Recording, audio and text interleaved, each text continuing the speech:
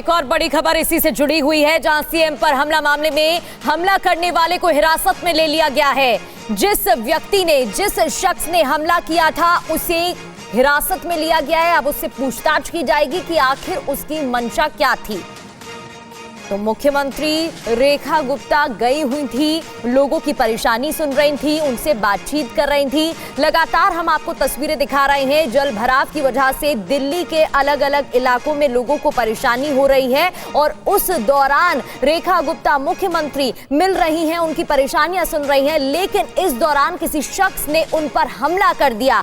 इस शख्स को अब हिरासत में ले लिया गया है और अब उससे पूछताछ भी की जाएगी कि आखिर उसकी मंशा क्या थी, ये हमला क्यों किया गया है। तो ये दो बड़ी खबरें आपको दिखा रहे हैं। सीएम पर पत्थर फेंक कर हमला किया गया है। सिविल लाइंस की घटना, जन सुनवाई कर रही थी मुख्यमंत्री, लोगों से बातचीत कर रही थी, उनकी परेशानियां समझ रही थी, लेकिन इस दौरान हमला हो गया। दिल्ली बीजेपी अध्यक्ष ने इस हमले की निंदा भी की है। हमला करने वाले को हिरासत में ले लिया गया है। दिल्ली की मुख्यमंत्री रेखा गुप्ता जब जन सुनवाई कर रही थी, इस दौरान उन पर हमला होता है, एक शख्स पत्थर फेंक देता है, लेकिन अब इस शख्स को हिरासत में ले लिया गया है। तो ये देखिए, दो बड़ी खबर इस वक्त की, और ये बहुत बड़ी घटना है जो कि दिल्ली में हुई है।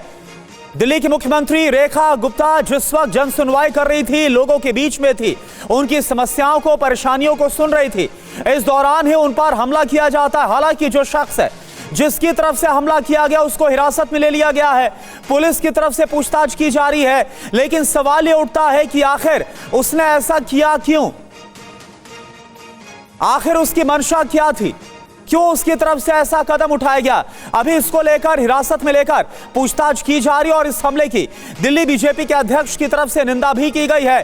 बीजेपी की तरफ से इस हमले पर जो बयान है वो भी सामने आया है। तो ये बड़ी खबर है। दिल्ली की सीएम रेखा गुप्ता, जो कि अपने सरकारी बंगले में, सिविल लाइंस में, जो मुख्यमंत्री का सरकारी आवास है, वहां पर जब मुख्यमंत्री रेखा गुप्ता जन सुनवाई कर रही थी, उसी दौरान उन पर हमला हुआ। जितेंद्र भाटी इस वक्त हमारे साथ जुड़े हैं। जितेंद्र, अब इसको हिरासत में ले लिया गया है जो हमलावर है, उसके बारे में और क्या पता चल पा रहा है? कुछ पता चल रहा है कि उसने ऐसा क्यों किया?